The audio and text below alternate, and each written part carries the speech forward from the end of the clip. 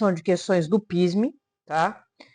Mas antes de começar a questão, eu resoluciono esse vídeo, se inscrevesse no canal se ainda não é inscrito, ativasse o sininho e compartilhasse. A questão de hoje é uma questão do PISME 1, que diz o seguinte: no estado líquido e sólido, as moléculas são unidas por interações intermoleculares. Compostos de sulfeto de hidrogênio, no estado líquido, possuem interações intermoleculares semelhantes. As interações presentes na água, Sob a principal interação do sulfeto de hidrogênio no estado líquido, responda. Bom, ela fala da interação intermolecular, que é as interações que os átomos, a forma como os átomos um interagem com o outro. Fala também, e é a solicitação para o sulfeto de hidrogênio, né? Tá aqui. E a gente vai ter que descobrir quem é o sulfeto de hidrogênio, né? Essa informação. E ele compara a interação e a similaridade ali, né? Que a gente vai ver que tem a similaridade da molécula com a água. E a gente vai entender o porquê disso. A questão A, ela pede para você representar as interações, e a B pergunta o tipo de interação intermolecular que eu tenho ali. Bom, vamos lá. Os ácidos, né? Eles podem existir em forma líquida, em forma gasosa. Existem aqueles que são muito voláteis, né? Que é o caso de alguns hidrácidos. E esses hidrácidos, eles recebem o nome de uma forma diferente. Também de uma forma diferente. Por exemplo, eu posso chamar o ácido clorídrico de ácido clorídrico, porque é um hidrácido, tem ação hídrico, mas eu também posso chamar ele de cloreto de hidrogênio, porque ele é um ácido gasoso. O mesmo acontece com o sulfeto de hidrogênio, tá? O sulfeto de hidrogênio, ele é um ácido que ele pode ser chamado de ácido sulfídrico, é um ácido sulfídrico,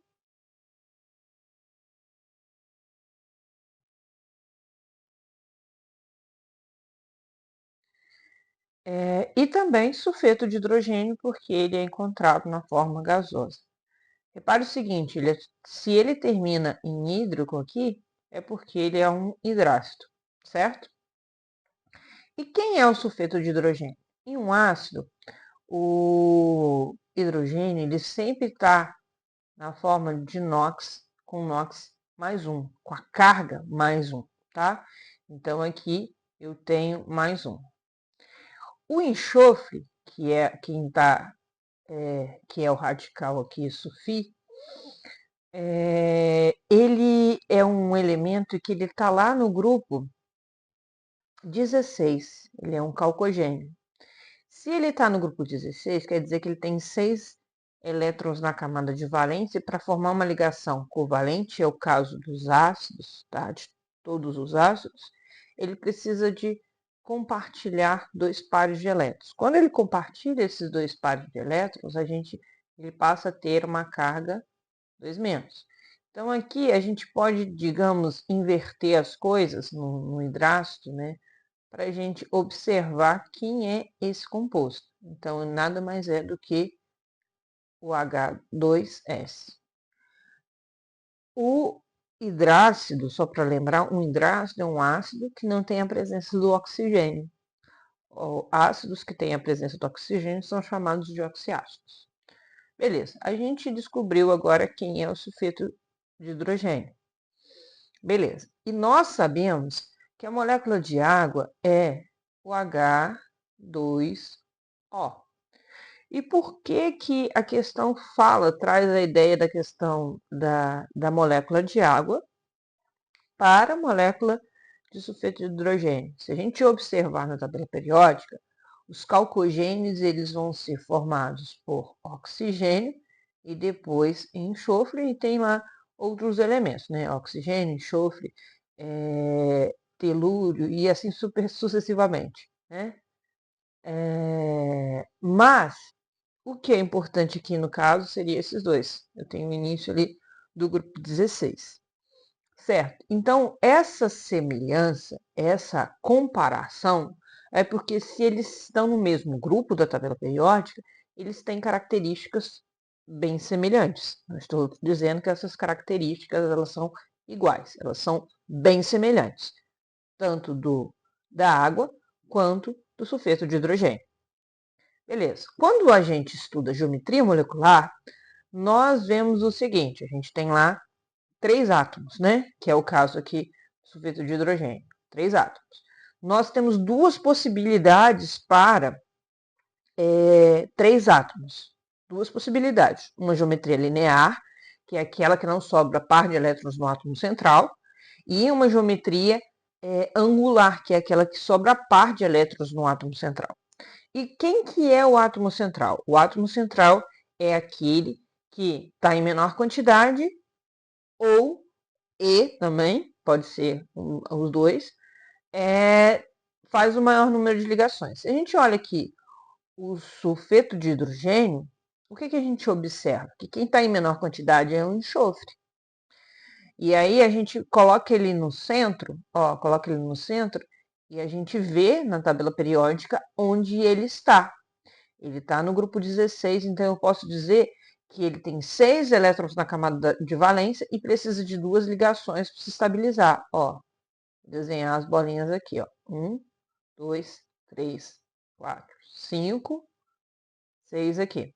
E ele se liga a 2 hidrogênios. Então, cada bolinha dessa daqui vai ligar a um hidrogênio. Ligou aqui e ligou do lado de cá. Certo? Quando eu tenho 3 átomos e sobra par de elétrons, eu tenho uma geometria do tipo angular. Certo? Por que eu estou falando isso? Porque nas 2 perguntas, tanto na letra A quanto na letra B, saber a geometria e saber desenhar essa geometria faz diferença. Eu não posso representar uma interação intermolecular se eu não respeitar a geometria daquela molécula, certo? E eu não sei a interação intermolecular dela se eu não sei se a molécula é polar ou apolar. Beleza? Certo. Agora a gente já sabe a geometria. Nós já conseguimos representar as interações intermoleculares. Como que a gente vai representar as interações intermoleculares? Nós vamos desenhar 2 moléculazinhas de sulfeto de hidrogênio, uma assim e a outra assim, certo? Quer ver a outra assim. Perceba que elas estão na geometria angular, as 2. Eu não coloquei ela em linha hora nenhuma, certo? E o que a gente tem que entender aqui para representar a interação intermolecular?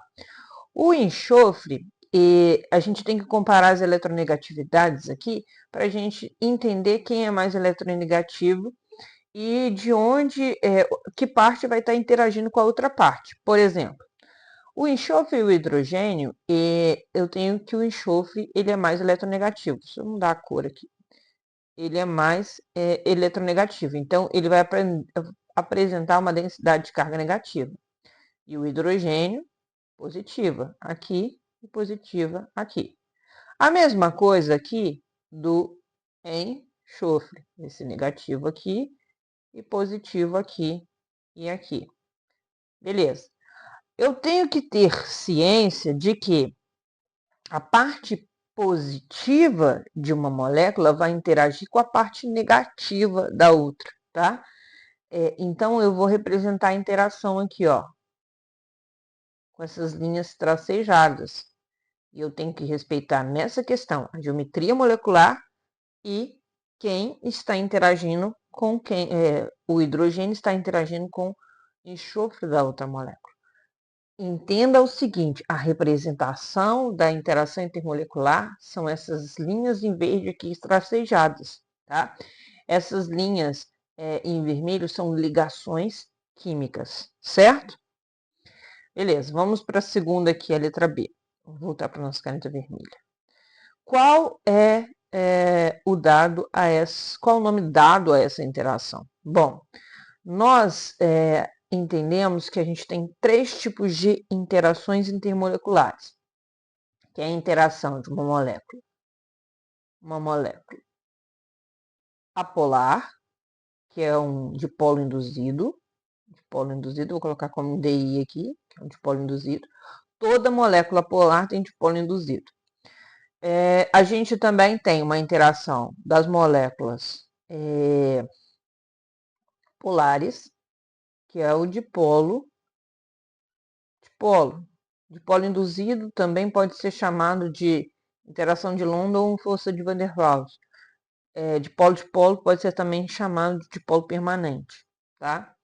E a ligação de hidrogênio. Isso aqui eu estou falando exclusivamente de interações que acontecem em moléculas covalentes. Ligação de hidrogênio, que acontece toda vez que eu tenho uma ligação de hidrogênio com ou flúor, ou oxigênio, ou nitrogênio, certo?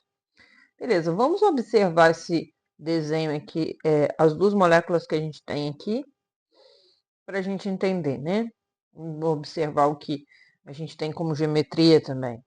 Toda molécula angular, ela sobra par de elétrons, tá? Que nem essa daqui. Toda molécula angular sobra par de elétrons.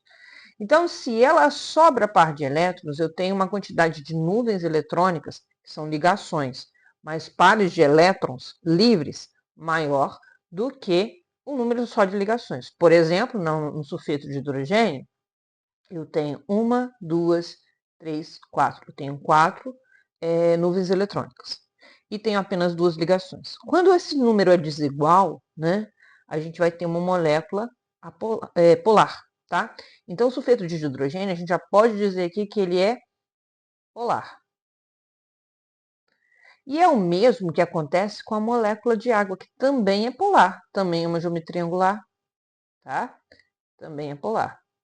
Certo? Em relação à interação intermolecular, o que a gente pode dizer? Bom, molécula polar, você falou que é dipolo-dipolo, né? Beleza, então aqui eu teria um dipolo-dipolo, já descobri a resposta da minha questão. Então, eu teria um dipolo-dipolo? Teria um dipolo-dipolo. Mas aqui na água a gente não tem um dipolo-dipolo, tá? A gente já tem uma ligação de hidrogênio, que eu tenho hidrogênio ligado ao oxigênio, tá? Muita gente confunde, pensa nessa questão que a interação é ligação de hidrogênio, mas não é. A interação é dipolo-dipolo. Ali fala da semelhança com a água justamente por elas estarem na mesma família, tá? E a interação da ligação de hidrogênio é uma interação muito mais forte que a ligação de dipolo-dipolo. Então, qual seria o nome da interação aqui? O nome da interação seria dipolo-dipolo,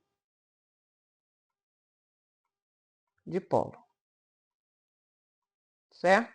Ou dipolo permanente, tanto faz. Beleza? Espero que você tenha